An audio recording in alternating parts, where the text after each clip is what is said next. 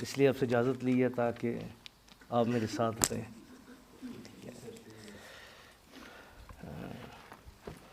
बहुत कम बोलता हूँ लेकिन आज फर्स्ट डे है, 1-2 मिनट लूँगा। सबसे पहली बात, खुदा बाप की शुक्रगुजारी करते हैं और बड़े मुश्किल तरीन हालात में यहाँ आना ये हादसा नहीं है, ये खुदा का मंसूबा है। आमीन। ये खुदा का प्लान है। याद रखिए, कभी कभी ऐसा होता है, ज़रूरी नहीं होता कि हर चीज़ खुदा ही 100% जो है वो उसको लीड करे। कभी कभी खुदा हमारी मर्ज़ी में अपनी मर्ज़ी भी शामिल कर देता है। आमीन। खुदा का काम करने का तरीका अपना है क्योंकि वो खुदा है। आमीन। इसलिए हो सकता है कि कई कहते हो हमारा प्लान है। सौल का भी अपना प्लान था, वो जा रहा था, मैं जाऊंगा, जुल्म करूंगा, मारूंगा, पर दमिश्क की राह पर मंसूबा बदल गया था। आमीन। मैं हमेशा कहता हूँ ठंडी फिज़ाएं, ठंडी हवाएं, क्योंकि आपको पता है जहन्नम में गर्मी है, तो ये फ़िज़ाएं, ये हवाएं आपको याद दिलाती हैं हमें फ़िरदौस के लिए तैयार होना है। आमीन। इसीलिए ठंडी जगह पे लाया जाता है ताकि ज़िंदगी में भी ठंडी जगह पर रहे, मरने के बाद भी ठंडी जगह पे। आपको पता है ना, अक्सर कब्रों पे जाएं, लोगों ने कटोरे रखे होते हैं कब्रों पे कि मुर्दे न उठान रहे, तो हम देख ले कटोरा नहीं रखना चाहते ही, कहने तुम ठंडे ठंडे जाके ठंडी पर रूह में गर्म रहे। आमीन। तो खुदा की शुक्रगुजारी इस बात के लिए। आमीन। इमरान भाई का, मारानाथा की तमाम मैनेजमेंट का, स्पेशली सर खुरम साहब का शुक्रगुजार हूँ कि जिन्होंने इस रोया और विज़न को रखा, खुदा ने उनको दिया, इसमें उसने हम सब को शामिल कर दिया। आमीन। क्योंकि दुनिया में किसी भी काम को तोलने के लिए उसकी कसौटी हमारे पास एक ही होती है। बात हो रही थी उस ज़माना के बेहतरीन उस्ताद गमलीएल की, तो जब गमलीएल के पास ये वाक़या गया, ये उससे सलाह मशवरा करने के लिए गए, उस वक्त की जो जितनी भी जमातें थीं, मजहबी जमातें थीं, वो गई, उन्होंने कहा क्या करें मसीहों के साथ। उसने एक बड़ी एग्जाम्पल दी, एक बुर्ज की मिसाल दी, एक लीडर की मिसाल दी। उसने कहा अगर ये खुदा की तरफ से हुए तो कायम रह जाएंगे।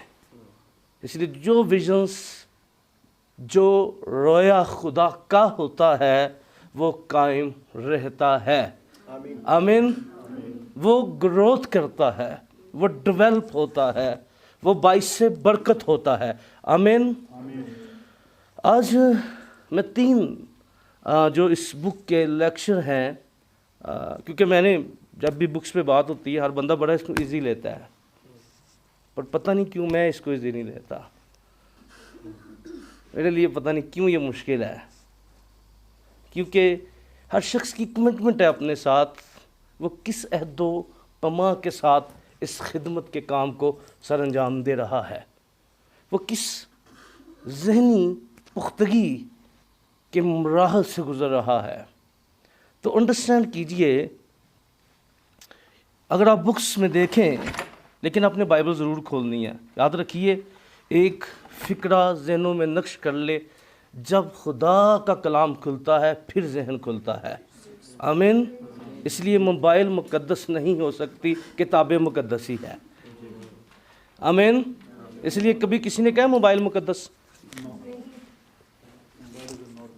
क्या कहते हैं, क्या है? बाइबल मुकद्दस। आमीन। मुकद्दस है कि या वो खुदा का कलाम है। आमीन। जब मोबाइल मुकद्दस नहीं हो सकता तो फिर खुदा के कलाम की जो अहमियत है वो कभी कम नहीं होनी चाहिए। ये बुक्स में खुदा ही का कलाम है, लेकिन जब आप इसको खोलते हैं तो ये मेंटली अप्रोच आपकी ओर कर देता है। ये जब ये खुलती है ना आम रूटीन में भी आप वैसे बात कर रहे, अच्छा जब बाइबल खुलेंगे कहीं पे तो आपका मेंटली लेवल चेंज हो जाएगा। ये इसके अंदर कमाल है, ये इसके अंदर कुदरत है कि जब भी कोई इसे खोलता है उस पर चीज़ें क्या होना शुरू हो जाती हैं, चीज़ें खुलना शुरू हो जाती हैं। आमीन। इसलिए रहेंगे बुक्स पर ही, मैप यही है, क्योंकि मैप बड़ा ज़रूरी होता है। आमीन। मैप होना ज़िंदगी में, क्योंकि देखें कलाम में लिखा है जहाँ रोया नहीं है वहाँ लोग क्या हो जाते हैं, अब उसको समझे, रोया बेकैद व्हाट मीन्स। आपने कभी कैदी को जेल के अंदर देखा है, उसके पास एक हदूद है, क्या है? अब कैदी को बताया गया कि भाई तू कैद के अंदर है और तू जेल की सलाखों के पीछे जो अंदर है तो बाहर, इसका मतलब है वो एक हदूद में है। क्या है? एक हदूद में है। तो इसका मतलब है जब हम रोया में शामिल होते हैं तो हम एक कमिटमेंट करते हैं, हम एक हदूद का तयन करते हैं। तो इसलिए हदूद का तयन को मैं लाजम और मज़लूम समझता हूँ, और कोशिश करेंगे कि हम इस विज़न में, जब हम इस विज़न पर इकट्ठे हुए हैं, क्योंकि याद रखिए खुदावंद यीशु मसीह सब कुछ करता है पर वो कुछ ऐसा नहीं करता जो हमने करना हो। आपको याद है जब सारी रात शागिर्द मेहनत करते रहे, बड़ी स्ट्रगल की, प्रोफेशनल मुछेड़े थे, जाल दौड़े थे, खुदावंद यीशु मसीह की बात को माना, यीशु कश्ती में बैठे, कहा गहरे में ले चलो, जाल डालो। तो अब खुदावंद यीशु मसीह कह रहे हैं गहरे में ले चलो, जाल डालो। देखिए जब उन्होंने जाल डाले तो क्या हो गया, जाल क्या हो गए, बढ़ गए। और किस कदर तक बढ़ गए कि फटने की। अच्छा, यीशु ने हाथ वहाँ नहीं डलवाया, ज़रा गौर से पढ़ लें, बाइबल को हम पढ़ते हैं। यीशु ने कहा बुलाओ दुधियान। तो विजन में जब हम होते हैं तो हम जाल खींचते हैं। इमरान भाई का शुक्रिया कि वो हमें साड़ा भी कोई एक हाथ पका देते हैं जाल। थैंक यू सर, क्योंकि ये खुदा का मैं समझाना चाहता हूँ। मैं बुक्स की तरफ बहुत कम आता हूँ, लेकिन मैं आपको एक मेंटली लेवल, एक मेंटली चेंज, एक प्रोच की तरफ आपको लेकर जाना चाहता हूँ, ताकि मेंटली लेवल जो है, हम क्यों आए हैं, मेरा आने का क्या मकसद था, आपके आने का मकसद था। कभी कभी कई दफ़ा हम सोचते हैं कि ये हालात, ये वाक़यात, ये सारी चीज़ें एकदम क्यों हो गई हैं, आप क्यों आए हैं। ठीक है, आपको देखें कभी कभी क्योंकि हर कैंप में ज़रा जाल गहरा चला जाता है, ठीक है, तो खुदावंद चाहता था ज़रा कोने तो काम पे, ठीक है। तो हम इसलिए हम जितने यहाँ पर मौजूद हैं, हम इसीलिए आए हैं ताकि हम एक दूसरे के लिए बरकत का सबब बने। आमीन। सच कहूँ ये मुश्किल है। मैं कभी कभी सोचता हूँ कि मैंने इमरान भाई के साथ क्यों कमिटमेंट कर ली थी बुक्स पढ़ाने की, लेकिन मैंने पहले कहा कि अब हदूद तय कर दी है, तब हमें इसमें काम करना है। आइए पैदाइश की किताब को खोलिए, बाप बेटा रूहुल कुद्स के नाम में हम किताब मुक़द्दस को खोलेंगे, और हम जो हमारे पास पहला लेक्चर है, हम उससे तीनों लेक्चर जो हैं उसकी तरफ बढ़ेंगे। पैदाइश की किताब को हम खोलते हैं, और पैदाइश की किताब में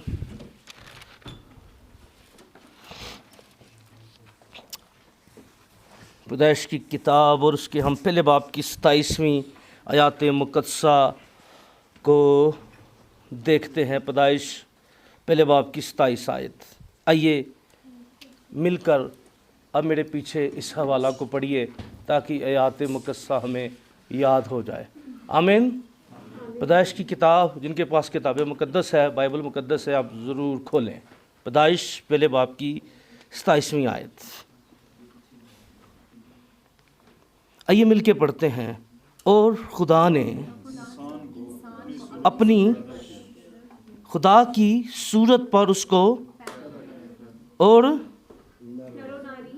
उनको पैदा किया, और खुदा ने उनको और कहा फलो और ज़मीन को महकूम करो, और समंदर की मछलियों और हवा के परिंदों और कुल जानवरों पर जो ज़मीन पर चलते हैं इख्तियार रखो। आमीन। किताब मुक़द्दस का पढ़ा जाना, सुना जाना हम सब के लिए बाइस बरकत हो। आमीन। एक आवाज़ होके बोलिए आमीन। पहला लेक्चर जो हम बात करेंगे, जिसको हेडिंग दी गई, man who was created in the image of God. आदमी जो खुदा की तस्वीर में पैदा हुआ या खुदा की छवि पर बनाया गया। अब अभी जब हमने 27वीं और 28वीं आयात मुकस्सा को पढ़ा, तो यहाँ पर हमें खुदा एक स्केच की तरफ लेकर जा रहा है। क्या लेकर जा रहा है? एक अभी चीज़ें जो हैं वो वकूዕ में नहीं आई। अभी खुदा जो है एक स्केच बनाता है। इसलिए हमारा खुदा जब काम करता है तो वो एक स्केच के साथ काम करता है। इसलिए हमारी भी जिम्मेदारी है, हम जो कुछ करना चाहते हैं उसके लिए हमारे पास एक स्केच होना चाहिए। आज क्यों हम नाकाम होते हैं? उसकी वजह यह है, हम कूद पड़ते हैं, छलांग लगा देते हैं, खाका ज़हन में नहीं होता, स्केच ज़हन में नहीं होता। बहुत सी दफ़ा हम नाकाम हो जाते हैं, बदहाली का शिकार हो जाते हैं, बहुत से काम जज्बाती जुनून के तौर पर शुरू कर देते हैं। और खुदावंद यीशु मसीह ने भी इस स्केच की बात की थी। अगर कोई बनाना चाहे तो पहले क्या लगाए? एक स्केच खींचे। कितना खर्चा आएगा, कितनी लागत आएगी, क्या वो करने लगा है, क्या वो बनाने लगा है। इसलिए बहुत से रूहानी फेलियर हमारी ज़िंदगी के अंदर हैं, क्योंकि हमारे पास जज्बात होते हैं, स्केच नहीं होता। क्या नहीं होता? तो खुदा यहाँ एक अपने तरीके से काम करता है, और पहले वो आदम को बनाता नहीं बल्कि एक स्केच हमें नज़र आता है। और वो स्केच जो है वो है कि वो क्या करेगा? वो इंसान को अपनी छवि पर, अपनी सूरत पर बनाएगा। क्या करेगा? अपनी। अच्छा, ये बड़ा मुश्किल बात है इस बात को समझना। ये कहना बड़ा इजी है, इंसान खुदा की छवि पर बनाया गया था, पर इसको डिफाइन करना मुश्किल है। क्या है इसको? क्योंकि हमारे हाथों में खुदा का कलाम है, इसलिए शायद हम बचपन से बातें सुन रहे हैं। फॉर एग्जाम्पल, अगर आपसे कोई ऐसा बंदा जो कलाम से वाकिफ़ नहीं है, वो बाइबल की आयत को ले लेता और आपके पास आ जाता है, हो अब क्या कहेंगे? वो बाइबल से वाकिफ़ नहीं है, वो कलाम की सच्चाई से वाकिफ़ नहीं है, आप उसको कैसे समझाएंगे? अंडरस्टैंड करें इस बात को। और फिर किताब मुकद्दस हमें बयान करती है, जब हम आगे बढ़ते हैं तो खुदा ने मिट्टी ली, मिट्टी से इंसान को बनाया और उसके नथनों में ज़िंदगी का दम फूंका। कौन सा दम फूंका? ज़िंदगी का दम फूंका। और आदम क्या हो गया? जीती जान हो गया। जब खुदा ने उसको बनाया, और बनाया कैसे? अपनी सूरत पर। कैसे बनाया? अब ये एक बड़ी बहस व तकरार है, क्या खुदा की कोई सूरत है? तो हम इस जानब बढ़ना नहीं चाहते, लेकिन जो स्पेशली चीज़ें हैं या जो बाइबली बुनियादों पे कुछ चीज़ें हैं, हम ज़रूर उन पर बात कर सकते हैं। और सवाल ये है, खुदा ने क्यों अपनी सूरत पर बनाया? सवाल है, खुदा ने क्यों? कोई देखिए, खुदा ने बाकी सूरतें जब बनाई तो खुदा ने अपनी क्यों नहीं उनको चुना? खुदा ने तो बहुत सी सूरतें बनाई ना, बहुत कुछ बनाया। देखिए ज़रा, मैं चाहता हूँ अब डीप जाएं, अब ज़रा सोचें, ज़रा ज़हन को वर्किंग में लाएं। Why did God created has? क्यों? क्या वजह थी? यानी खुदा चाहता क्या था ये करके? अब मेरी ज़िंदगी का मकसद मुझे पता लग जाएगा खुदा चाहता क्या था। जब मैं कहता हूँ मैं खुदा की सूरत पर हूँ तो इसका मतलब है मैं जिम्मेदार हूँ कुछ बातों का। जब मैं शीशा देखता हूँ, मैं अपनी सूरत देखता हूँ, तो इसका मतलब है मुझसे खुदा कुछ तवक्का कर रहा है, खुदा मुझसे कुछ मांग रहा है। आपको पता है ना, खुदा ने एक बेटी को बड़ा हुस्न दिया। किसकी बात कर रहा हूँ? अस्तर। और एक वक्त आया वो हुस्न खुदा के जलाल के लिए इस्तेमाल हो गया, कौम की भलाई के लिए इस्तेमाल हो गया। मैं अपने कुछ साल पहले एक खादमा की किताब पढ़ी। वो अपनी बुक्स में लिखती है मेरी आंखें, मैं अमेरिका के अंदर पैदा हुई पर मेरी आंखें अमेरिकन नहीं थी, मेरी आंखें एशियन थी, जिसकी वजह से मैं रंग वाइट होने के बावजूद भी अमेरिकन लगती नहीं थी। मैं अक्सर कहीं इंडियंस लोगों के साथ मिलती तो मैं कहती मैं कहीं दी अं काले हैं तो शुक्र है खुदा दा इस गल वास्ते भी कहीं हर जगह बढ़ जाने तो यीशु का काम कर देने। कहने लगी, मैं सोचती थी क्या है, क्यों है। एक वक्त आया खुदा ने से कहा उठ, वो इंडिया के अंदर चली गई और जब गई वो इंडियन कपड़ों के अंदर जाती और लोगों को पता नहीं लगता था ये फॉरेनर थी। वो बोलती तो लोगों को पता ये फॉरेनर है। वो कहती मैं चुप रहती, मैं चांद गाड़ियों में सफ़र करती, मैं करती, मैंने वहाँ काम। और फिर मुझे समझ लगी खुदा का मंसूबा है, खुदा का मंसूबा है मेरे लिए।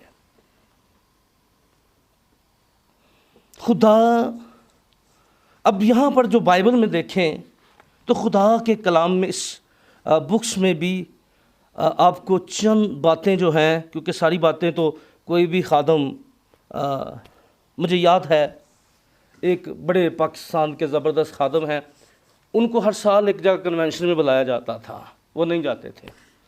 पहले साल बुलाया गया वो नहीं गए, लोग वेट करते रहे। दूसरे साल बुलाया वो नहीं गए। तीसरे साल फिर कोई ना कोई ऐसी वजह हो गई, लोग बड़े डिसहार्ड थे और लोग उठ के जाना शुरू हो गए इबादत में। कि वहाँ एक समझदार बंदा था, उसने उनको कहा देखिए जब ये खादम नहीं था लोग तब भी बाइबल सुनाते थे, ये नहीं होगा लोग तब, मैं हूँ आप हैं, हम सब सुनाते हैं और सुनाते रहेंगे। पर जिस दिन यीशु, जिस दिन मैं समझता हूँ जिस दिन रैप्चर होगा, कलीसिया आएगी, उस दिन भी खादम ये कहता होगा बहुत कुछ सुनाने को है लेकिन वो उठा लिया जाएगा। उस वक्त भी वो पुरानी सुना रहा होगा। आमीन। क्योंकि इतना खुदा के कलाम में ये तरोताज़ा है। आप बाइबल स्टडी आज से नए तौर पे शुरू करें, आप कहेंगे मैंने तो जब बाइबल पिछले साल तो मैंने ये पढ़ा ही नहीं था। वो एहसास आपके अंदर होना शुरू हो जाएगा, एक डेवलपमेंट आपके अंदर काम करना शुरू कर देगी। और ये एहसास यही है कि खुदा का कलाम हर रोज़ ताज़ा है और ताज़ा भी है और ताज़ा कर भी देता है, फ्रेश कर देता है, ताजगी ले आता है। आमीन। इसलिए हमें इस बात पर गौर करना है क्योंकि ये बेसिक बात है जिसको हमने जानना। क्योंकि मैंने तीनों अनुमान जो मेरे 3 हिस्से में, इसको उस तरफ लेकर आना चाहता हूँ, चीज़ों की तरफ लेकर आना चाहता हूँ।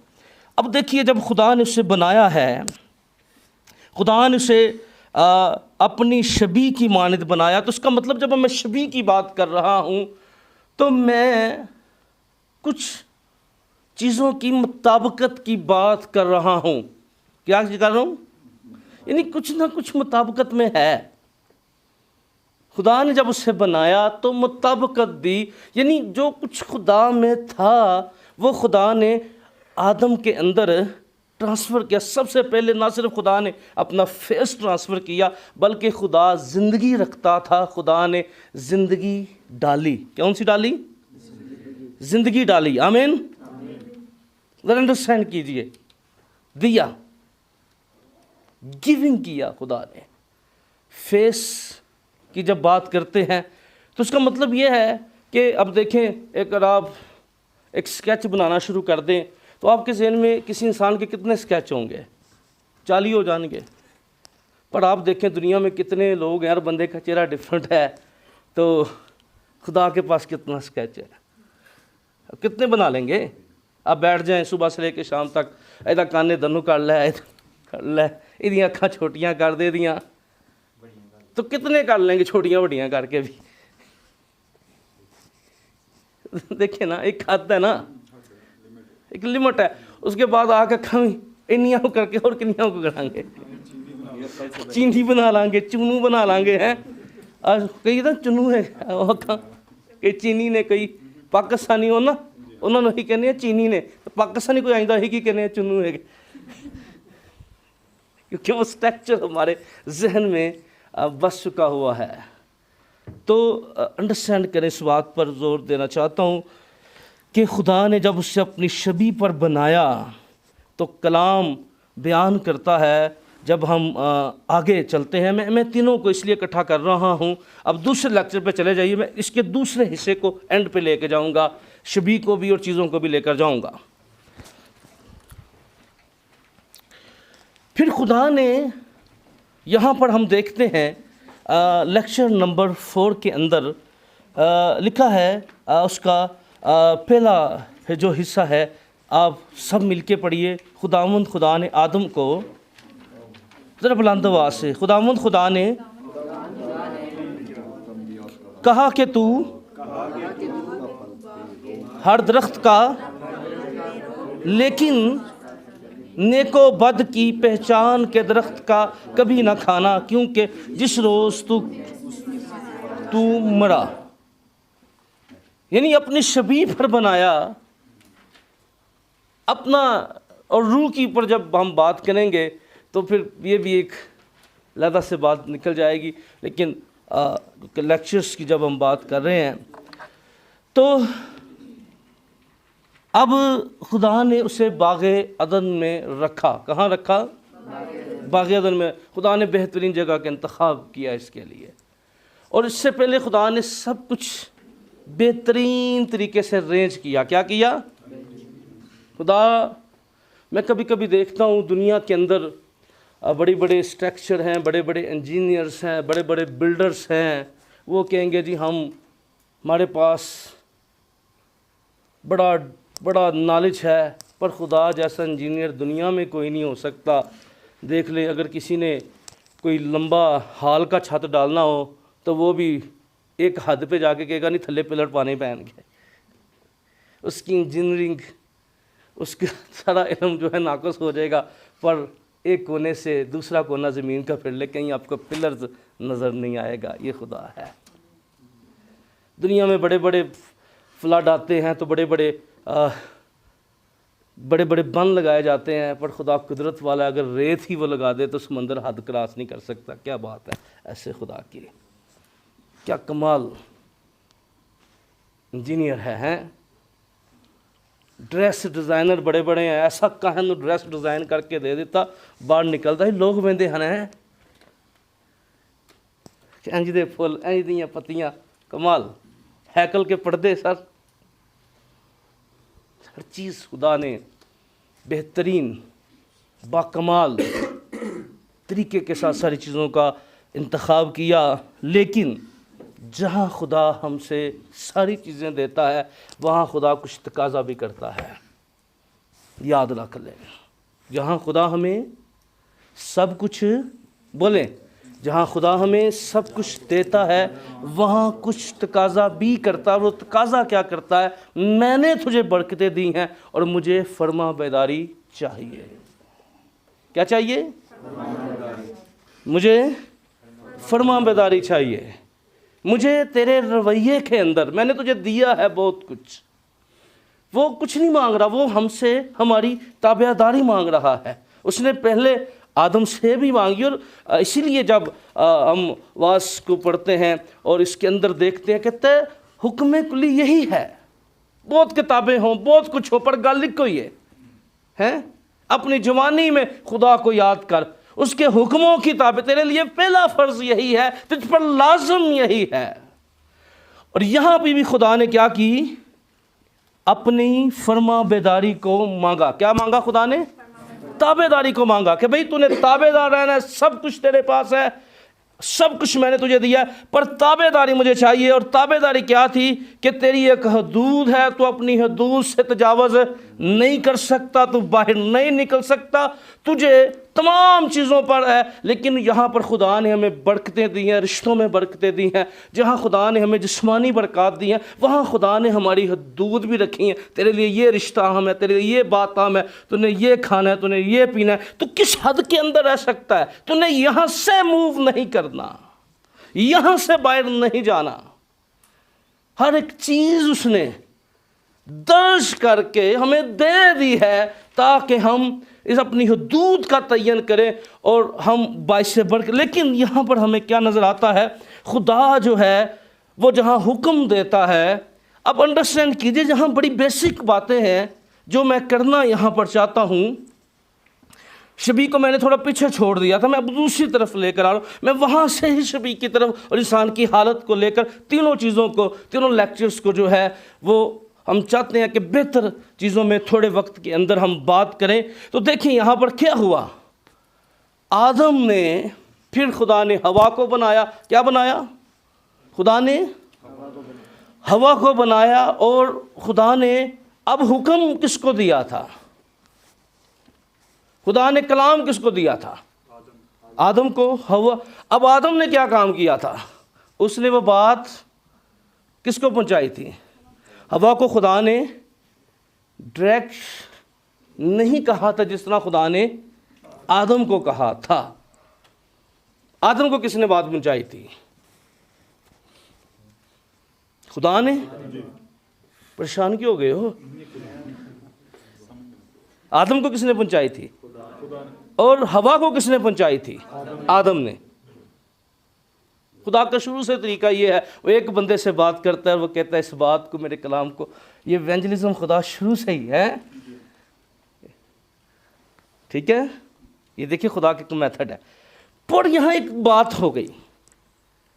अब खुदा ने यहाँ पर देखे, गौर करें, खुदा ने कहा था कि तू हुक्म दिया कि बाग क्या दरख्त का फल बे रोक टोक खा, लेकिन तो नेको बद की पहचान के दरख्त का कभी ना खाना। अब यहाँ पर खुदा ने जो बात की थी, जब हम देखें गुफ्तगू हुई, क्योंकि जब हम देखते हैं इसी के अंदर, जहाँ अगर इसी किताब के अंदर लेक्चर नंबर 4 उसके पहला, दूसरा, तीसरा, चौथा, पांचवा और छठा जो हवाला है उसको पढ़ाएं तो लिखा है, औरत ने देखा वो दरख्त खाने के लिए अच्छा और आँखों को खुशनुमा मालूम होता है तो अक्ल बख्शने के लिए खूब है, तो उसके फल में से भी लिया और खाया और अपने शोहर को भी दिया और उसने भी खाया।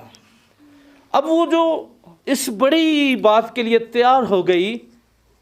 अब यहाँ पर देखें, याद रखिए, बात हो रही थी, मैं कुछ डिफरेंट नहीं कर रहा, मैं वही बातें जो आपने सुबह सुनी थी, खादम से सुनी थी, वही बातें हैं जो खुदा के कलाम में आप सुन रहे हैं। मैं अपने आपको बातें सिर्फ याद दहानी के तौर पर कर रहा हूँ। अब जब बात हुई, मैं हमेशा कहता हूँ, कलाम में लिखा है अबलीस को मौका ना दो। क्या ना दो? सर इस इंग्लिश बाइबल पर लिखा है अबलीस को जगह ना दो। मौके की जगह जो लफ्ज़ इस्तेमाल किया, प्लेस। अबलीस को जगह ना दो। आपको पता होना चाहिए, जिस बात से खुदा मना करता है उसी चौक में आजमाइश है। जिस बात से खुदा, उसी जगह पे आजमाइश है। जिस बात से खुदा ने मना नहीं किया वह आजमाइश भी नहीं है। समझ रख ली है क्या कह रहा हूं मैं? जिस बात से खुदा ने, वहीं पे, और जिस बात से खुदा ने मना नहीं किया वहां आजमाइश भी नहीं है। मैंने पिछले सरमज़ में कहा था, आजमाइश की सबसे बड़ी वजह ख्वाहिश है। मैंने बार बार कहा था, अगर हमारी ज़िंदगी में ख्वाहिशें कम हो जाएं तो 80% आजमाइशें कम हो जाएं। क्या हो जाएं? बहुत सी, देखें, मैं हमेशा कहता हूँ, हम अपनी ज़िंदगी के अंदर बहुत सी एनर्जी ऐसे कामों के लिए अब कभी लिस्ट बनाएं अपनी, आपको पता लगेगा आप सारी रात जिन बातों पे सोचते रहे, वो सुबह उनका मकसद लाइफ में नहीं था, कोई भी फ़ायदा नहीं था उनका। हम कई दफ़ा अपनी ज़िंदगी गलत डायरेक्शन के अंदर अपनी क़ुव्वत, अपना वक्त यूना नबी की तरह जो है वो नैनवा जाने की तरसीस पर ज़ाया कर रहे होते हैं। वेस्ट कर रहे होते हैं वक्त अपना। लेकिन अंडरस्टैंड कीजिए, जब बात हुई तो उसने पूछा वाकई ही खुदा ने कहा है तुम इसे? इधर बड़ी गौरतलब बात है, ये वाकई ही खुदा ने कहा है। शैतान हमेशा जब भी बात करेगा वो आपसे खुदा के कलाम में से सवालिया बात करता है। क्या करते हैं? वाकई ही खुदा ने कहा है, वाकई ही। औरत ने कहा हाँ खुदावन ने कहा है ना इसे छूना। अब कलाम क्या इजाफा हो गया? खुदा ने कहा था। हम कई दफ़ा अपने लिए बहुत सी आज़माइशें इसलिए बना लेते हैं क्योंकि हम खुदा के कलाम में जब अपना एडिशन करते हैं तो हम खुद आज़माइश अपने लिए बना लेते हैं। Be carefully. जब हम अपना एडिशन कर लेते हैं खुदा के कलाम में, मैंने पहला मैं फ़िक्रे की तरफ आने लगा, मैंने बड़ी होश में फ़िक्रा बोला था। सम टाइम हमारे प्लान में खुदा का मंसूबा शामिल हो जाता है, पर ज़रूरी नहीं हर दफ़ा ऐसा हो। क्या कह रहा हूं? हाँ, खुदा के प्लान में हमारा मंसूबा शामिल नहीं हो सकता। Be carefully. क्या कह रहा हूं? हमारे मंसूबे में खुदा का मंसूबा तो शामिल हो सकता है, पर खुदा के मंसूबे में हमारा मंसूबा शामिल नहीं हो सकता। हमें करना है वो, उज़र नहीं उसमें देना हमें। हम अपने मंसूबे में खुदा की मर्जी, पर खुदा के मंसूबे में अपनी मर्जी नहीं डाल सकते। बाइबल गवाह है, बाइबल की तारीख गवाह है, बाइबल के वाक़यात गवाह हैं, बाइबल मुकद्दस की सच्चाई हमारे सामने है कि जहाँ जहाँ खुदा के मंसूबे में इंसानों ने अपनी मर्जी शामिल की वहाँ एक बड़ा प्लान आप देखिए। आप कज़ात का मताला करें और कज़ात का मताला करते हुए एक सच्चाई आपको नज़र आएगी। कभी भी ऐसा नहीं हुआ था कि कभी भी कज़ात किसी की मराश का या किसी का ख़ानदानी खिदमत का काम नहीं थी। इससे पहले जितने काजियों का चुनाव किया गया वो खुदा की मर्जी से होता। कभी बाप की जगह बेटे को काजी नहीं बनाया गया था। पूरी बाइबल पढ़ लें, पूरी कज़ात की किताब का बगौर मताला करें। पर शमूएल ने क्या किया? उसने पहली दफ़ा और आखिरी दफ़ा ऐसा हुआ कि शमूएल ने अपने बेटों को काजी, अंडरस्टैंड कर लें।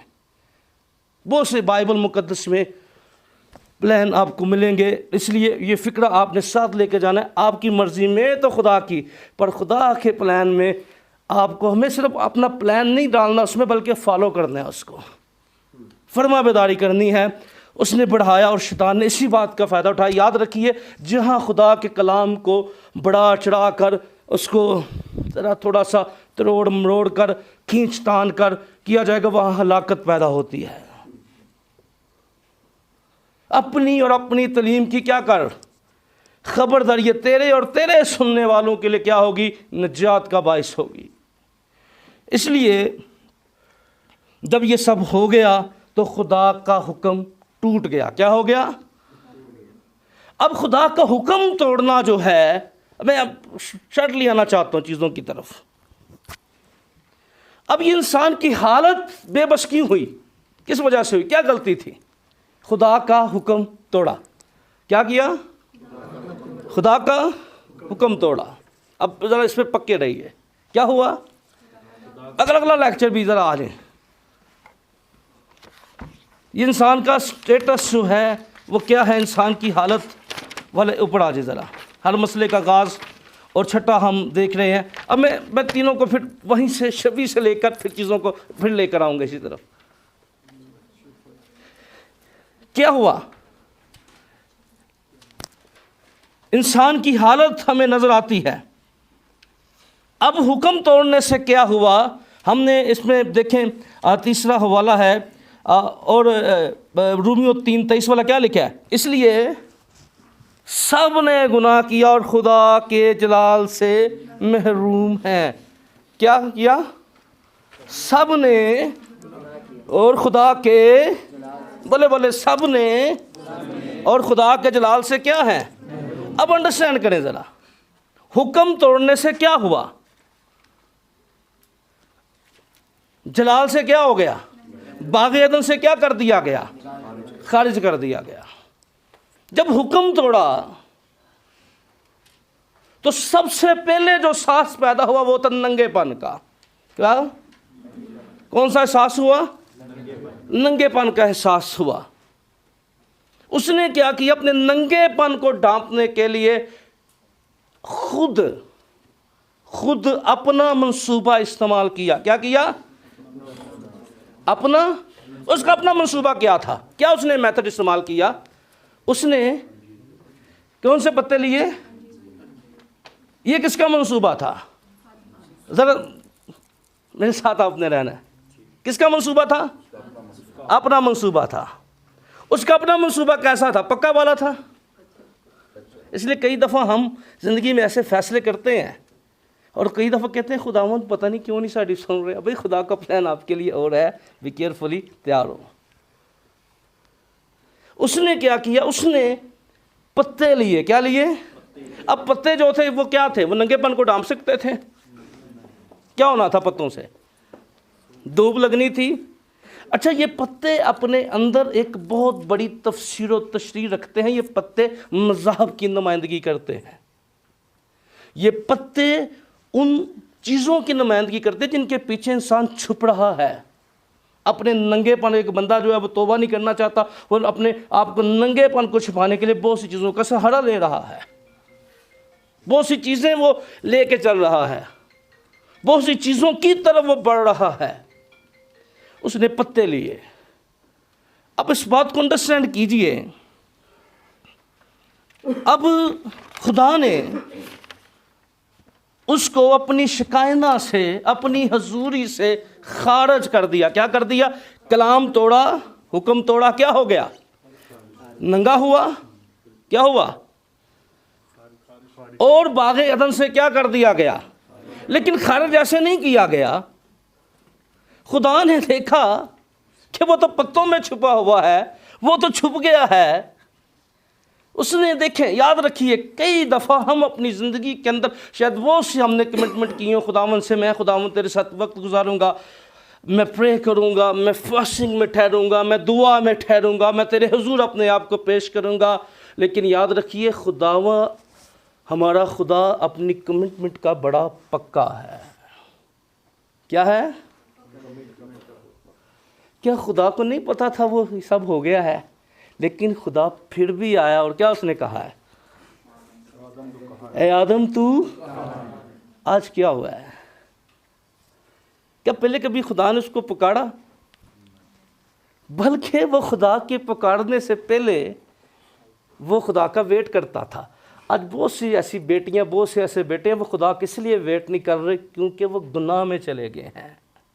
और जब बंदा गुनाह में चला जाता है फिर खुदा उसका वेट करता है, वो खुदा का वेट नहीं करता। वो फिर वेट की जानिब नहीं बढ़ता। आज खुदा आया है, बोला, कोई आवाज़ नहीं आई। वो जो कायनात का खल्क करने वाला है, बनाने वाला है, उसको नहीं पता था कहाँ छुपे हैं, जिसकी नज़रें ज़मीन की तह को भी देखती हैं। क्या वो नावाकिफ़ था? वो चाहता था। इसलिए याद रखिए, खुदा चाहता है कि हम खुद इकरार करें। वो वाकिफ़ है हमारे अंदर क्या चल रहा है, हाँ माने या ना माने, उन्हें पता है सी की करन रहे। अगर इकरार का उसने कोई फैसला रखा है तो वो पहले भी वो चाहता था कि हम खुद इस बात को माने। इसका मतलब ऐसे नहीं मनांगे तो खुदा नहीं पता मैं कीता है था, तो उसको है, उसको पता था वो कहाँ छुपे हुए हैं। आज बहुत से लोग जो हैं वो करते हैं, उन्होंने कई ऐसे पत्ते ढूंढे। अच्छा, लोग भी कर देने, मैं भी करना पाया, बहानों के पीछे छुपे हुए हैं। वो कई दफ़ा ऐसे बात कर रहे थे, रेफरेंस की सुबह बात हो रही थी, तो मैं हमेशा कहता हूँ चर्च में भी कई लोगों के रेफरेंस बड़े आते हैं पर अपनी ज़िंदगी का रेफरेंस ठीक नहीं होता। क्या आते हैं? रेफरेंस तो हर गलते रेफरेंस देंगे, कलाम जंज लिखे है, पर जिस तरह जानते ने फिर पिछले लोग कहते हैं हाँ ये इंज दा ही आ उसका फिर रेफरेंस बाद च लोग देंगे नहीं तुर जाता। तो इसलिए काश हमारा रेफरेंस हम दें, और हमारा कोई रेफरेंस नहीं बल्कि जो हम रेफरेंस से लोग कहें वाकई ही ये कलाम, इसकी ज़िंदगी भी कलाम का रेफरेंस बन जाए। आमीन। खुदा का कलाम हमारे किरदार में, हमारी ज़िंदगी में नुमायाँ होना बड़ा ज़रूरी है। और खुदा का कलाम हमें बताता है गा करते इंसान की हालत के अंदर जब हुक्म तोड़ा गया, क्या तोड़ा गया? हुक्म तोड़ा गया। जब नाफरमानी हुई तो इस नाफरमानी ने जो बातें हम देख रहे हैं, जो चीज़ें हम देख रहे हैं, अब वहाँ से फिर वहाँ से आइए जहाँ से हमने शुरू किया था, जहाँ से हमने शुरू किया था। खुदा ने आदम को बनाया और उसको कहाँ रखा?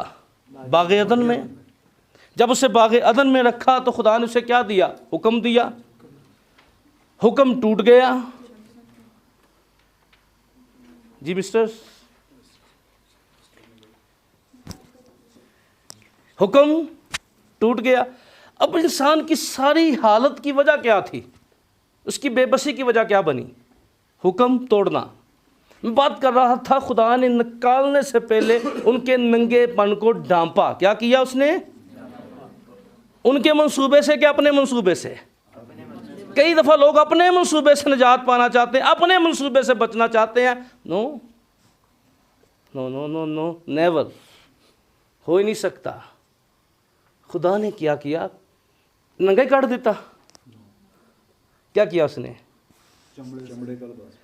अब चमड़ा कहाँ से उसने दिया? क्या किया बाग़ अदन में? इसका मतलब है जब इंसान अगर देखिए, अब ज़रा देखें, मैं उस सारी बेसिक बातों की तरफ आपको लेके आने लगा हूँ। बेसिक उस बातों को। अब शबी क्या कहती है, अहद क्या कहता है, और हालत का दुरुस्त होना कैसे है। हालत 3 लेक्चर्स वक्त की कमी की वजह से अब मुझे, खुदा ने ऐसे नहीं निकाल दिया, बड़ा लिया। क्या लिया? उसके चमड़ों के कुर्ते बनाकर आदम और हवा को पहनाए और फिर क्या कर दिया? बाहर कर दी। अच्छा, बहुत से लोग कहते हैं अहीं नंगे आए हैं असी। मैं इसका जवाब दूंगा कि नंगे जाना है कि नहीं। बाइबली बुनियादों पे हम आगे चल के थोड़े वक्त में इस नुक्ते पर बात करेंगे। अब जब उनको निकाल दिया गया तो खुदा ने एक शख्स हमें नज़र आता है जो ईमानदारों का बाप है। अहद के ऊपर जब हम आते हैं तो लिखा है खुदा ने एक पर्सनैलिटी को बुलाया, उसके साथ अहद खुदा ने किया। और वो अहद जो खुदा ने उसके साथ किया, बाइबल मुक़द्दस में 7 अहद बड़े अहम हैं। मैं उनकी जानब बढ़ना नहीं चाहता क्योंकि 15 मिनट हैं, तो मैं कोशिश करूँगा कि बेसिक बात आपको समझा दूँ, चीज़ें आपको अंडरस्टैंड हो जाएँ। ये 3 लेक्चर जो हैं ये आपके अंदर आपको रिमेंबर हो जाएं सही वाले। अब खुदा ने अहद किया, किस बंदे के साथ किया? अब्राहम के साथ। क्या किया खुदा ने? अब अहद जब खुदा ने किया तो अहद होता कैसे था? क्या होता था? कुर्बानी के साथ होता था। अहद के मुख्तलिफ मेथड हैं। एक, खुदा ने जब बड़ी कौम के अहद किया तो हमें जिक्र मिलता है कि बड़ा बड़े बाइबल मुक़द्दस के वाक़यात हैं, हमें उनकी डीप के अंदर हमें जानने की, उनकी गहराई में हमें जानने की ज़रूरत है। खुदा ने कहा तू करना, मैं उसमें से गुज़रूँगा, 2 टुकड़ों में से क्या करूँगा? गुज़रूँगा। क्या करूँगा? और हमें बाइबल मुक़द्दस बताती है कि उसने कुर्बानी रख दी, वेट करता रहा, वेट करता रहा, वेट करता रहा, और उस पर गनूदगी छाने लगी। क्या करता रहा? कई दफ़ा हम भी वेट कर रहे होते हैं, गनूदगी आ जाती है इबादत में भी, हैं, पर ये हमेशा ठीक साबित नहीं हुई। ये समझ लें जो समझदार हैं, अंडरस्टैंड करें ज़रा। क्या हुआ? जहां इबादत है वहां गिद्धे भी आएंगे, जहां कुर्बानियां हैं। क्या हुआ? कुर्बानियों पर क्या हुआ? परिंदे चपटने लगे। अब्राहम उनको क्या करता रहा? हाँकता रहा। जो लोग रूहानी जागते हैं वो चीज़ों को डांटते रहते हैं ताकि उनकी कुर्बानियां नापाक ना हो, उनकी ज़िंदगियां नापाक ना हो। बहुत से सरमन है इन्हीं बातों के अंदर, जो आप आने वाले दिनों में अगर आप प्रीचर हैं, आप बहुत सी बातों को साथ लेकर जाएंगे और बहुत से अनवान आपको इस 1 घंटे के अंदर मिलेंगे। प्रेयर्स, प्रीच की सारी बातें जो हैं वो आपको एक टाइम के अंदर बहुत से अनवान जो हैं आप चर्च में इन्हीं बातों से ले सकते हैं, उन पर स्ट्रगल करके कलीसिया के लिए आप बहुत बड़ी बरकत का सबब खुद को बना सकते हैं। गिद्ध हाँकता रहा परिंदों को, क्या करता रहा? हाँकता रहा। लेकिन जब आंख लग गई तो क्या हुआ? आज आपको पता ना, एक शख्स भी सो गया था, समसून की बात कर रहा हूँ, तो रिजल्ट क्या हुआ?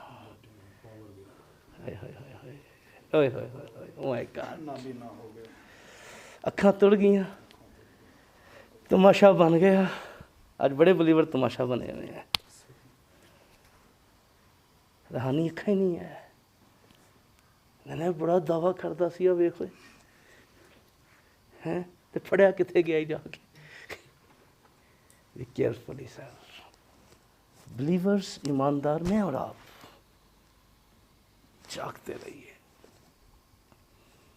पर वॉच लफ्ज इस्तेमाल होगा जागने के लिए, चौकीदार की तरह जागना,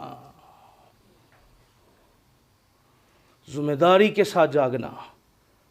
और याद रखिए, जब आप कुर्बानी पे अपने आप को पेश करते हैं, बहुत सी चीज़ें आप पर हमलावर होंगी, पर बरकत वही पाएंगे जो हाँकते रहेंगे, ब्लेसिंग की जानिब बढ़ेंगे। और हम देखते हैं कि अब यहाँ पर हमें अहद की बात, और खुदा जो है, अब इस शायद के अंदर देखिए, अहद को शॉर्टली समझाने लगा हूँ। चौथा पॉइंट देखिए अहद के अंदर, लेकिन इस सबब से वो नए अहद का दरमियानी है। क्या है? ताकि उस मौत के वसीला से जो पहले अहद के वक्त कसूरों की माफ़ी के लिए हुई, बुलाए हुए लोग वादा के मुताबिक अबदी मिरास हासिल करें। अब यहाँ पर कितने अहद की बात हो रही है? ज़रा गौर से देखें, कितने अहद की बात हो रही है। देखें, बाइबल मुकद्दस की तशबीहात का इस्तेमाल करना, मैं खिलाफ नहीं हूँ, पर मैं उन तशबीहात के खिलाफ हूँ जी अपनी को बना के बिशप साहब पा देती हैं जान। अच्छा जी, बाइबल च कुत्ते का जिक्र जादूगर होएगा, अच्छा वो ये मज बना देता गया है ना। तो भाई रिसर्च करें बाइबल में कि ठीक है, जादूगर कुत्ते, उसमें वाया डाला गया है। अब कुत्ते की फितरत क्या है? वो क्या करता है? वो भौंकता तो है ये। कलाम में उसकी फितरत क्या बयान की गई है? वो अपनी क्या को पहले उगलता है फिर। तो आज बहुत से लोग अपनी पुरानी ज़िंदगी में लिखा है कुत्ते खुदा की बादशाह में दाखिल, वो फितरत देखें, सूरनी की फितरत है। बाइबल की तफसीर बाइबल में ही से बार बार हम इस बात पर जोर देते हैं, कलाम खुद करता है। अंडरस्टैंड कीजिए, कुत्ते गैर कौम को कहा गया, लिखा है जहां रोटी का जिक्र है। तो एक जरूरी नहीं कि एक ही बात हो बाइबल में, हर बात अपने हिसाब से फ़र्क हो जाती है, अपने कोटेशन के हिसाब से, अपने फिक्सिंग के लिहाज से एक लफ्ज़ कई मायने बदल जाता है, कई चेहरे बदल जाता है वो। अब अंडरस्टैंड करें कि मैं बता रहा हूँ अहद, अब 2 अहदों की बात है। किसकी अहद बात है? खुदावंद यीशु ने प्यारा कहा, यह मेरे नए अहद का खून है। कौन सा खून है? इसका मतलब है जिस बंदे को पुराना अहद नहीं समझ लगा, उसको नया अहद क्या समझ लगेगा? और यही प्रॉब्लम है हमारी, हमें वाकई ही अहद नहीं पता लगा। ये प्रॉब्लम है हमारी। अहद किस बात का अहद? ये कुर्बानी अच्छा देते क्यों थे? चल मेरा सवाल पहले, मैंने पिछले क्या में कुर्बानियों की इकसाम क्या क्या दिया जाता था, एक लंबी टीचिंग मैं शायद शर्मन पढ़ूँ तो वहाँ से देख सकते हैं क्या क्या मैथड्स कुर्बानियों में इस्तेमाल होता था। अब कुर्बानी देते क्यों थे? चले एक सवाल, गुनाहों के। अब ये कुर्बानी गुनाहों जो बंदा गुनाह करता वो क्या देता? इसका मतलब है वो कोई बात, अब कोई ना कुछ वो जैसे बाग़े अदन में क्या हुआ, हुक्म तोड़ा, बड़ा कुर्बान हुआ, क्या हुआ? उनके नंगेपन को ढांपने के लिए। अब देखें ज़रा एक हवाला देख लें ज़रा, मैं अहद शॉर्टली टाइम में कोशिश करूँगा कि आप समझ जाएं। हवाला देखें जी, खुरूज 24 बाब की 7-8 आयत देखें ज़रा, जल्दी से ज़रा देखें। फिर 24 बाब की 7-8 आयत, खुरूज की किताब 24 बाब 7-8, जल्दी से देखें। मैं इस नुक्ते पर जोर देना चाहता हूँ कि हम इस बात को समझें, इस बात को, अहद को हमें समझने की ज़रूरत है। खुरूज की 24। और तू बकरी के बाल के पर्दे बनाना ताकि मस्कन के ऊपर खैमा का काम दे। ऐसे पर्दे 11 हों और हर पर्दा की लंबाई 30 हाथ और चौड़ाई 4 हाथ हो। अच्छा नहीं, ओके 24 और उसकी छठी आयत ज़रा देख लें, ज़रा छठी देख लें, बल्कि छठी देखें ज़रा। मैं एक बड़ी ख़ास बात यहाँ पर करने लगा, भी केयरफुली आपने सुनना है, और मैं चाहता हूँ कि आप इस बात को समझ के जाएं खुदा के कलाम में से। और मूसा ने आधा खून लेकर बांसों में रखा, और मूसा ने आधा खून लेकर बांसों में रखा और आधा, कुर्बान गाकर फिर उसने छिड़क दिया।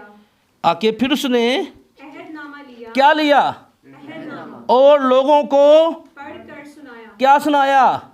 ये आपको समझ लग जाए कि पुराना नया अहदनामा, ये कोटेशन भी मैं आज हल करना चाहता हूँ इस बात की। क्या लिया? अहदनामा लिया, और क्या किया? पढ़कर सुनाया। आगे क्या जवाब आया? उन्होंने कहा जो कुछ खुदावन ने फरमाया है उस सब को हम करेंगे और ताबे रहेंगे। अच्छा, अब मैं पाक इशा भी समझ लग जाएगी। जो आप आने वाले आप बिलीवर्स हैं, चर्चिज में जाते हैं, पाक इशा क्यों लेते हैं, ये भी मामला मैं अब इसी थोड़े वक्त के अंदर हल करना चाहता हूँ। यीशु ने उनको क्यों प्याला ही क्यों दिया?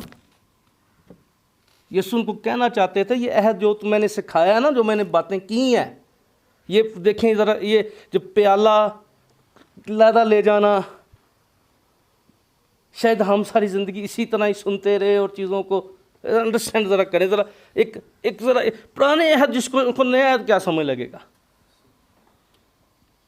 अब देखें ज़रा क्या सुनाया उनको, लोगों ने क्या कहा, हम ज़रा पढ़े ज़रा क्या लिखा है साथी। फिर उसने अहदनामा लिया और लोगों को उन्होंने कहा कि जो कुछ खुदावंद ने फरमाया वो सब हम और तब मूसा ने उसे खून लेकर लोगों पर छिड़का और कहा देखो ये इस अहद का खून है। क्या है?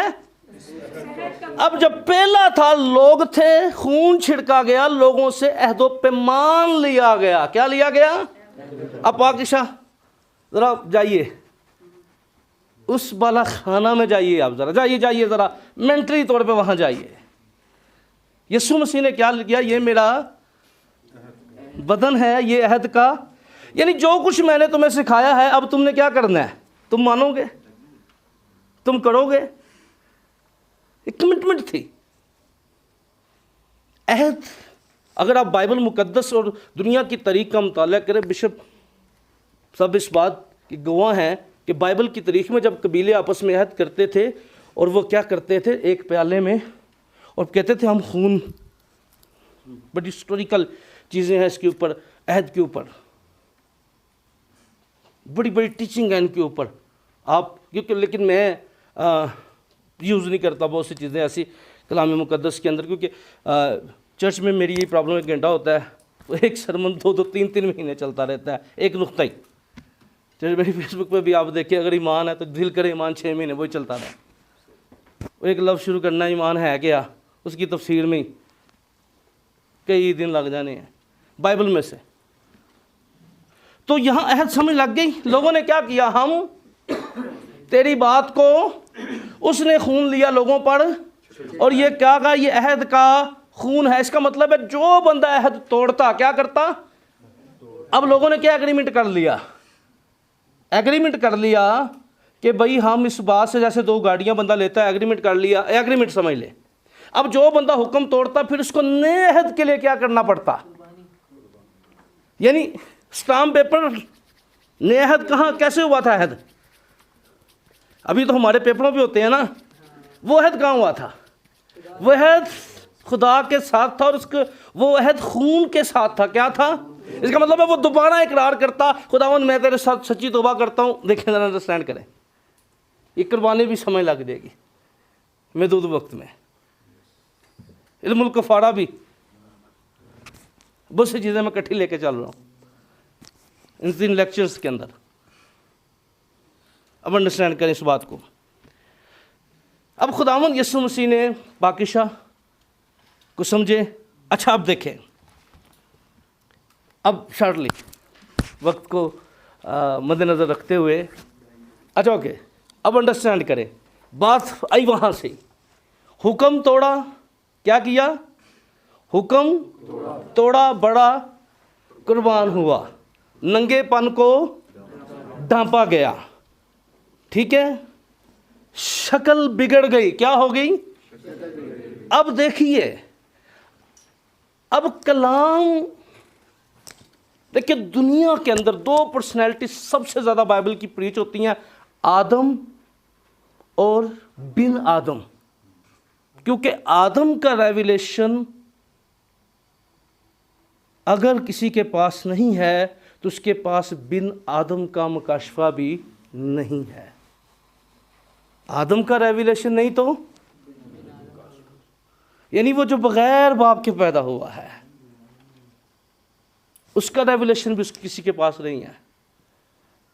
अब 2 अहदों की बात हो गई, 2 शख्सों की बात हो रही है। देखें ज़रा, शबी, आगे आप पढ़ें तो शबी की 2 सूरतों की बात हो रही है। एक मसीह खुदा की सूरत है। देखिए बात आगे चल रही है, वहाँ से जहाँ शुरू अहद की बात हुई, मैं उसी जानब बढ़ रहा हूँ तीनों लेक्चर्स को इकट्ठा करके। अब अंडरस्टैंड करिए, जो समझने वाली बात है, हुक्म तोड़कर, क्या करके? पहला आदम क्या कर रहा है? हुक्म तोड़कर क्या कर रहा है? अपनी शक्ल बिगाड़ रहा है। क्या कर रहा है? अब खुदा ने उसे शक्ल क्यों दी थी? खुदा चाहता था जब लोग एक दूसरे को देखें तो वो मुझे देखें। अंडरस्टैंड करें ज़रा क्या कह रहा हूँ। हम एक दूसरे को देखें तो क्या देखें? एक दूसरे में खुदा देखें। आमीन। और कलाम में क्या लिखा है? भाई साहब बड़ा अच्छा ज़वाजी ज़िंदगी को पढ़ाते हैं। मैं भी कभी कभी कोशिश कर लेना थोड़ी जी, कि मेरा दाल लगे थे, कभी कभी लग ही जाता है। तो मैं हमेशा कहता हूँ, सारा क्या कहती थी अपने हस्बैंड को? मैं एक जगह पर था तो मैं क्या भाजी सारा तो कहती है जी कोई खुदा वाली गल है बंदे च, मैं खुदा कवां। भाजी मैनूं गुस्से च कहती पहले खुदा वाली गल है। मैं सोची पे आ गया वाकई अगर अब्राहम ईमानदारों का बाप था तो वो सही खुदा की नुमाइंदगी अपनी बीवी के सामने भी कर रहा था। जब खुदा वाली गल कोई होएगी तो लोग तुहानूं खुदा दा बंदा मनणगे ना। अंडरस्टैंड कर लें। आपको कोई लंबा चौड़ा तारफ कराने की ज़रूरत नहीं है।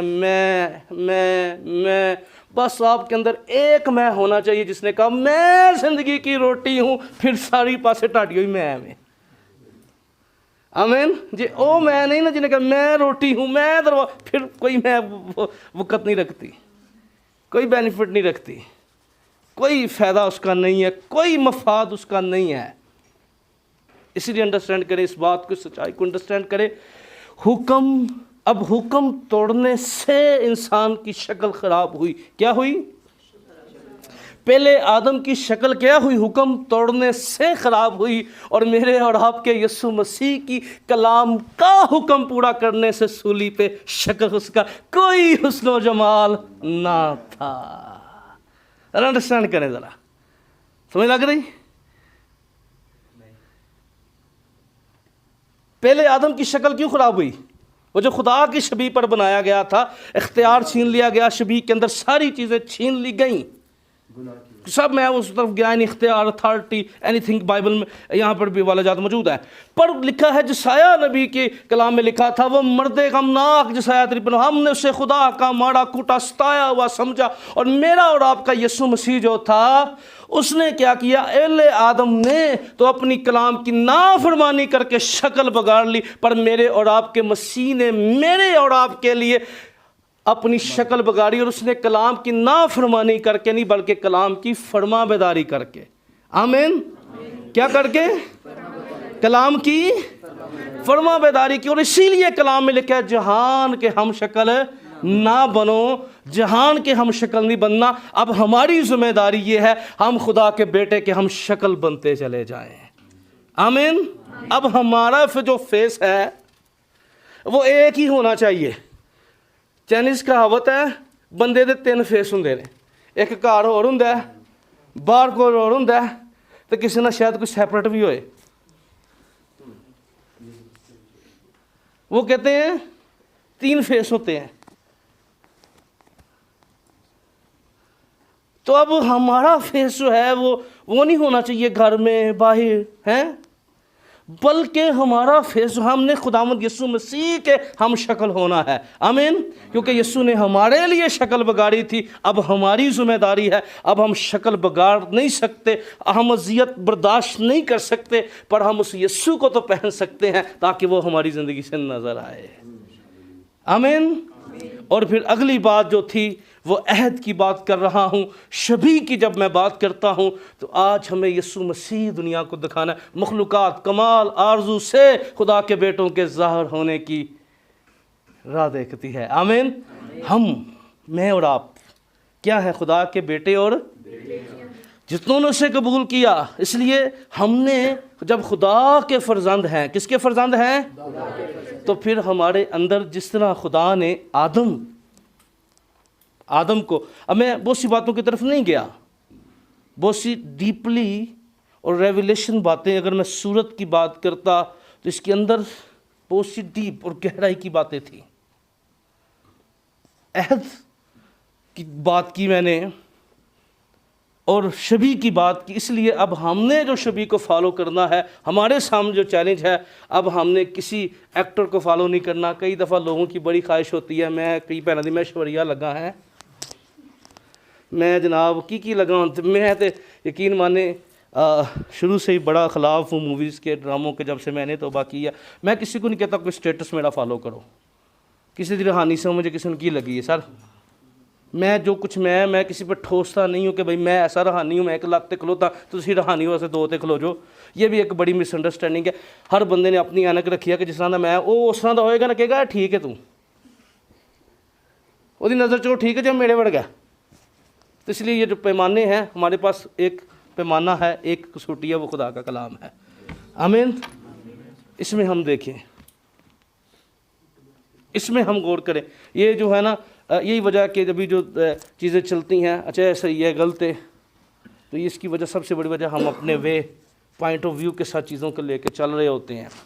अब गौर जिस बात पे करना है, अब हमें किसी चीज़ को फॉलो नहीं करना, हमें किसी बात को फॉलो नहीं करना। अच्छी बात है, बड़ी अच्छी जुमले लगते हैं, व्हाट्सअप करें, यूब सावर की तरह हो जाओ, उसकी तरह हो जाओ, ग्रुपों में ज़रूर सेंड करें, पर आप यीशु मसीह की मानिद बनते जाएँ। पुलिस कहते मैं मसीह की मानिद बना। आमीन। अब हमने जिस फेस को लेके चलना है, क्योंकि यीशु ने इस फेस को दुरुस्त करने के लिए अपने फेस को बिगाड़ लिया था। आमीन। अब हमारी जिम्मेदारी है, वो यीशु जिसने अपना चेहरा बिगाड़ लिया था, आओ हम उस यीशु मसीह को दुनिया में, लोग अब उन्होंने कहा हम यीशु देखना चाहते हैं। क्या करना चाहते हैं? अब यीशु किसने दिखाना है? हमने दिखाना है। आमीन। अब हमारा किरदार, हमारा फेस, हमारा चेहरा यीशु की नुमाइंदगी करे। दूसरी बात, हमें हालत हमारी दुरुस्त हुई है। आमीन। क्या हो गई है? हालत हमारी, क्योंकि बकरे और बछड़ों का खून जो है वो नंगेपन को ढांप नहीं सकता था। बकरे बछड़े आर्जी थे। कफ़ारा, जो पुराने अहद का कफ़ारा था, वो मैं कहता हूँ कफ़ारा नहीं था, गुजारा था। क्या था? किसी, क्योंकि कफ़ारे की मीनिंग आप देखें, जब आप बात कर रहे हैं, अब खुदा ने देखें बाग ईदन में क्या हुआ, जहाँ खुदा का हुक्म तोड़ा गया वहाँ खुदा ने बात की। उसने कहा, प्रॉमिस किया उसने कि मैं औरत की नस्ल से, किसकी? अब यहाँ पर औरत की नस्ल की बात की गई। एक और बात हो रही है कि जिस तरह खुदा ने जब आदम जैसे जहाँ से काम बिगड़ा था, काम कामलियत से बिगड़ा था। कहाँ से बिगड़ा था? और फिर नजात का काम भी कामलियत से शुरू हो रहा है। वो स्ट्रक्चर से शुरू नहीं है, मर्द औरत प्लस से शुरू नहीं हुआ। खुदा ने फिर एक नए वे के साथ आया, जिस तरह खुदा ने पहले प्लान के साथ आया था। आदम हवा को बनाया, आदम किसी से निकला नहीं था, खुदा ने उसे खुद बनाया था। एक पैदाइश खुदा ने की थी। और जब खुदा ने फिर दोबारा इंसानियत की कामलियत और बहाली का, इसके स्टेटस को चेंज करने का फैसला किया, तो खुदा ने फिर बाग अदन की तरह एक नए स्टेप की जानब गया। और उसने अब वो मट्टी नहीं ली, बल्कि लिखा खुदा का रूह तुझ पर साया करेगा। आमीन। कलमा मुजस्सम हुआ। आमीन। अब कलाम तोड़ने से, याद रखिए, कलाम तोड़ने से इंसान की हालत बदतरीन हुई थी। और कलाम ही इंसान के स्टेटस को बदल देता है, और वो कलमा यीशु मसीह है। आमीन। वो कलमा क्या है? यीशु मसीह है। आमीन। अगर इंसान एक तरफ कलाम को तोड़कर अपनी हालत बदल रहा है, पर एक जगह नए अहद के अंदर आकर वो कलमे को कबूल करके हालत बदल रही है। सर, जिंदगी बदल रही है। आमीन। इसलिए आज हमारे लिए चैलेंज है, जब अहद की बात करते हैं, अब पुराने अहद में गुनाह करने का तस्वर मौजूद था, गुजारा थी ना, क्योंकि कफारे की तफसीर हम खादम सुबान पंजाबी च कहने पोचा सी, पर्दा ढांपना। क्योंकि अगर आप उसकी इल्मुल कफ़ारा, इल्मुल तफसीर की जानब बढ़े तो ये सारी बातें आपको आया होंगी। लेकिन क्योंकि वो स्टाम्प, वो एग्रीमेंट, वो बातें तो लोगों को बकड़े बाज़ार से, मंडियों से मिल जाते थे। वो जाते, ले लेते बकरा, तौबा करते, आगे लगा लेते। देखिए, पहले भी कोई भी गुनाहगार जो था वो खुदा बाप के पास नहीं जा सकता था बकरों और बछड़ों के बगैर। पुराने अहद में भी जा सकता था, क्योंकि वो निकाल दिया गया था। अंडरस्टैंड करें, एक ख़ास नुक्ते पर अंडरस्टैंड करें। यीशु ने कहा, कोई मेरे वसीला के बगैर बाप के पास, सही आयत बोले, कोई मेरे वसीला के बगैर बाप के पास, फिर सही बोले, आता जाता करेंगे ना तो मफहूम कई शिकंजे वाले बैठे ने, क्यों सर जी कहते ने, फिर यही तफसीर है जी। आता तो फिर डायरेक्शन और हो जाती है। जाता आता, सिमत ही बदल गई ना। जाता सिमत और है और आता सिमत और है। तो इसलिए जाता की सिमत और हो जाएगी, आता की सिमत और हो जाएगी। ये डायरेक्शन बदलने वाली बात हो गई है। डायरेक्शन बदलेगी तो आपकी मंजिल बदल जाएगी, मंजिल बदलेगी राह। फिर तो ये एक छोटा मामला नहीं, बड़ा मामला है। इसलिए भी केयरफुली। हवा ने ये किया था, बढ़ा लिया था ना, छूना ना। इसलिए पतरस ने कहा, कई लोग कलाम के सीफों को खींचते, तानते और अपने लिए क्या करते हैं? हलाकत पैदा करते हैं। ओके, अब समझिए इस बात को। अब उस वक्त में बकरे बछड़े कहाँ से मिल सकते थे? बाजार से।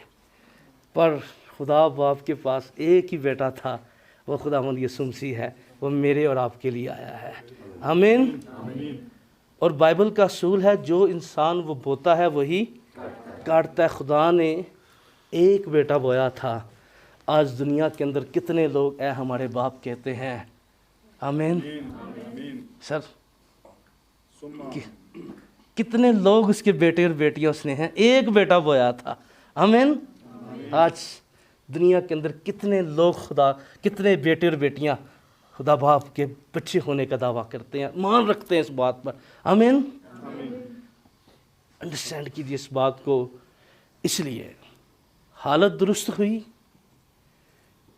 नए फेस ने, क्योंकि यीशु मसीह ने हमें एक नया चेहरा दिया है। आमीन। अब हमारी ज़िंदगी से, हमारे किरदार से किसकी खूबियाँ होनी चाहिए? मसीह की खूबियाँ होनी चाहिए। आमीन। इसलिए हम जब आए हैं कैंप के अंदर, तो आज का इस सारे sermon का ये मकसद है, आओ हम चेंज हो जाएं, हमारे आदत चेंज हो जाएं, हमारा स्टाइल चेंज हो जाए, क्योंकि हम वो चीज़ें नहीं कर सकते। हम जहान के हम शक्ल नहीं हो सकते कि जहान वाले ये करते हैं मैं ये करूँगा। नो, हमने अगर हम शक्ल होना है तो खुदा के बेटे अपने निजात दहिंदा मसीह खुदावंद यीशु मसीह का हम शक्ल होना है, ताकि लोग हमें ना देखें। लोग किसको देखें? खुदावंद यीशु मसीह को देखें। आमीन। और जब यीशु हमारे वसीला से नज़र आएगा तो याद रखिए फिर हमारे वसीला से खुदा काम होना शुरू हो जाएंगे। आमीन। हम जहाँ पर जाएंगे लोग चेंज होंगे हमारे वसीला से।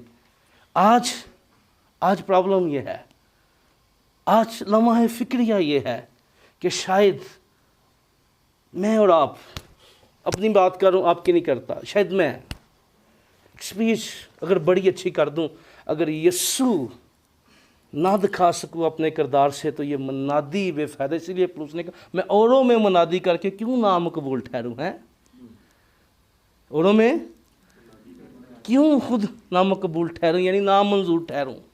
आइए अपनी आंखें बंद कीजिए। विशेष साहब सॉरी 10 मिनट्स ऊपर के लिए नमाज़त। आइए अपनी आंखें बंद करें। इसी फ्लो में मैं बिशप साहब से रिक्वेस्ट करूँगा वो भी आ जाएं, ताकि अपने कदमों पे आप खड़े हो जाइए।